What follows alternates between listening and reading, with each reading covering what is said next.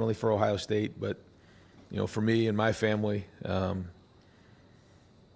think about when we made the transition from being an assistant to the head coach and all the different things that, we've had to navigate along the way, and you've always been steady and fair, and you have the respect of certainly everybody you work with, but I know everybody out here as well. So I just want to make sure, publicly I thanked you for everything you've done. So thanks, Jerry. Appreciate it. Thank you very much, Coach. Yep. Thank you. We'll move over here to the right. Austin Ward.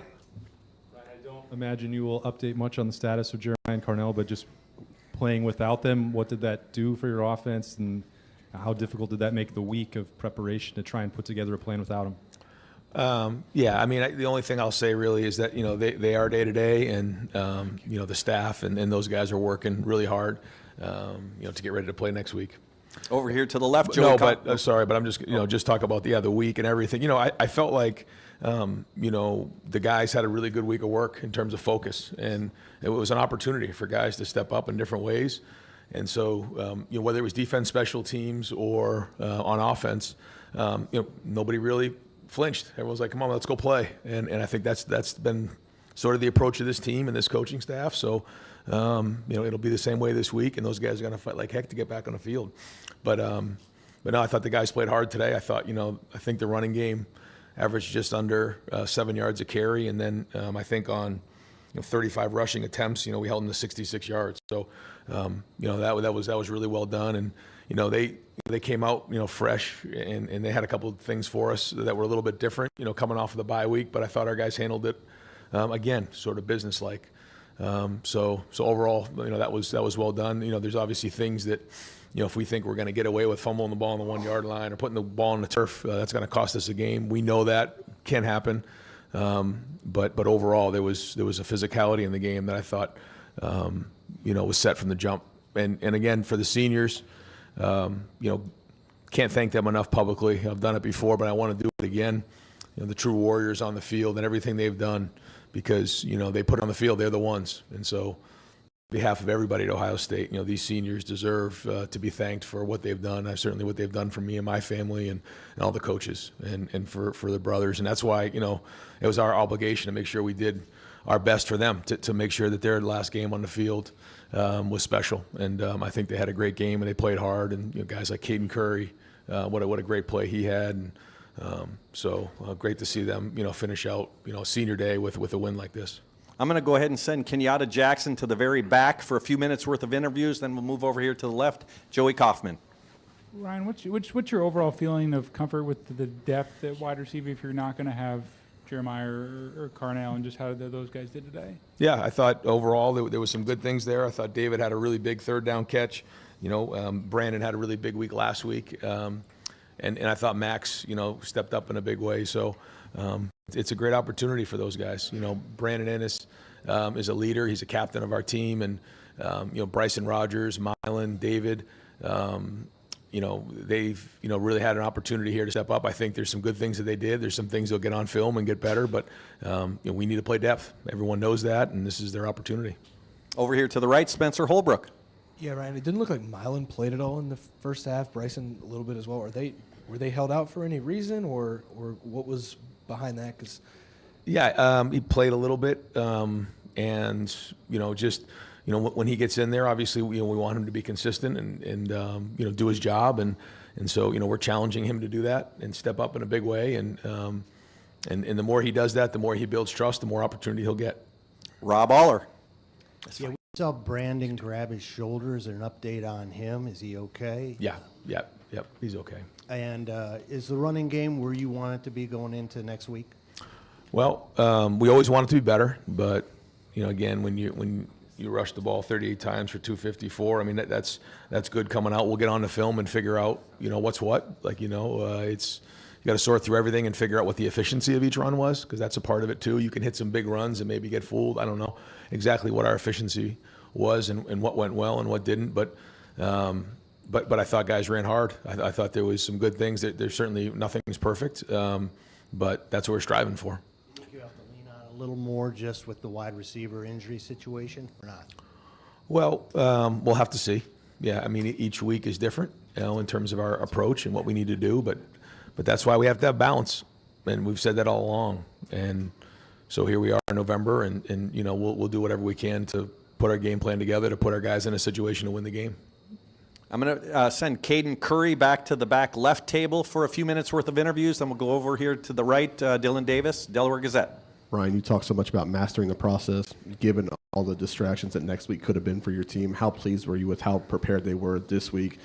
And certainly now that game is over, turning the page, you know, preview what's going to come next week. Yeah, I do. I give the guys a lot of credit for focusing, and I think you know, not having both Carnell and Jeremiah allowed us to focus even a little bit more on the job at hand. You know, whether that really played into it or not, I don't know, but our guys have been pretty consistent that way. So now, you know, this week has got to be the best. We've been working towards this all year, and you know, we want it. We know that the opponent is different. We know what's at stake. We know we're playing for hardware now, but at the end of the day, it's still about us. We can't all of a sudden change things, and so we want to keep it as routine as we can, knowing that, you know, again, now we're playing for hardware, and not only gold pants, but also an opportunity to get to Indy.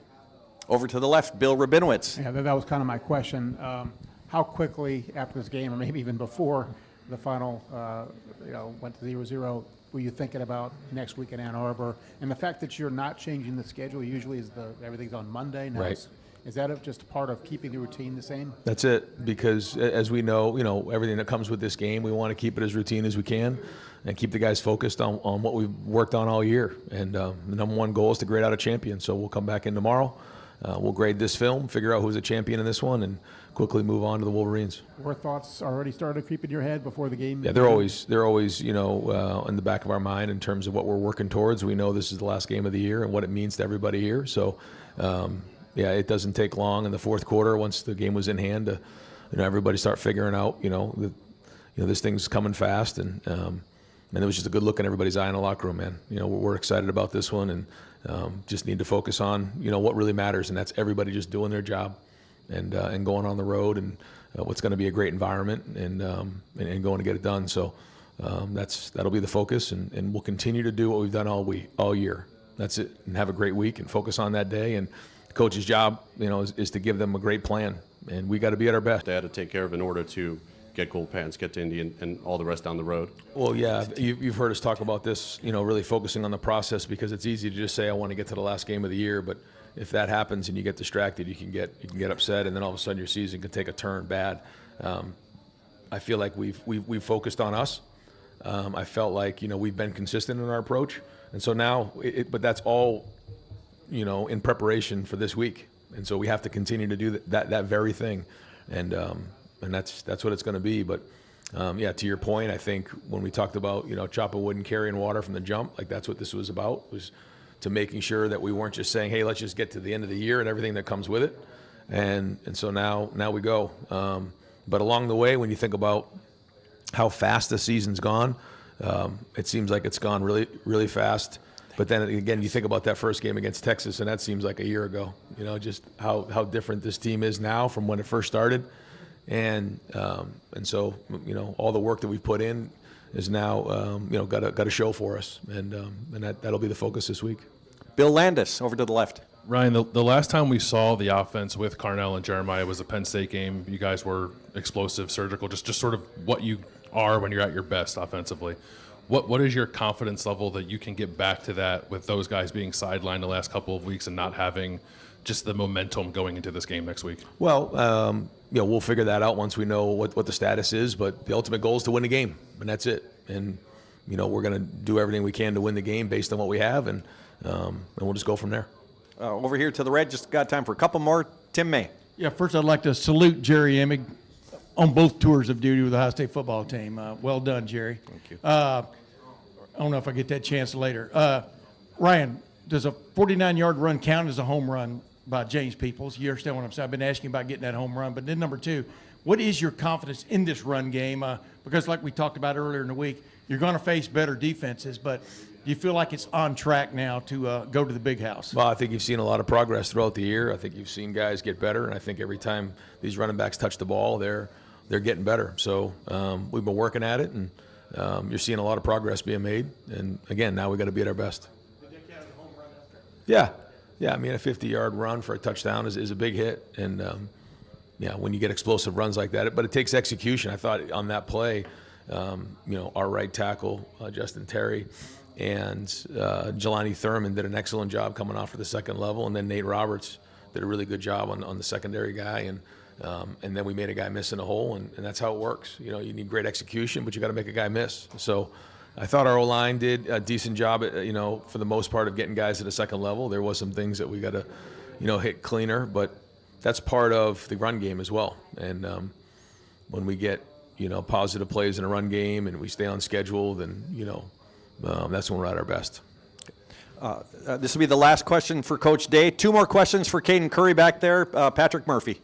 Ryan, you guys obviously have been dominant defensively all season, but when you have these injuries on offense and are working with some things, how comforting is it to know you can rely on the defense, especially early there after the fumble, to get the ball back and kind of get you guys going? Yeah, well, it's a team effort, and when you see us executing special teams the way we've done the last couple of weeks, we pin the ball on the 1 yard line on the pooch. That all matters, and when you're playing team, team ball like that, they work off of each other, and yeah, certainly, as you know, when you get turnovers like that and the ball's on a 1 yard line, and even though we made that an adventure, that's team football, and it's offense's first job to take care of it, and then run the ball and then become explosive and then score touchdowns in a red zone, and when your defense is playing well, it certainly helps, but each game is its own story, and we need to be at our best in all 3 phases and get a team win. Coach, thank you very much.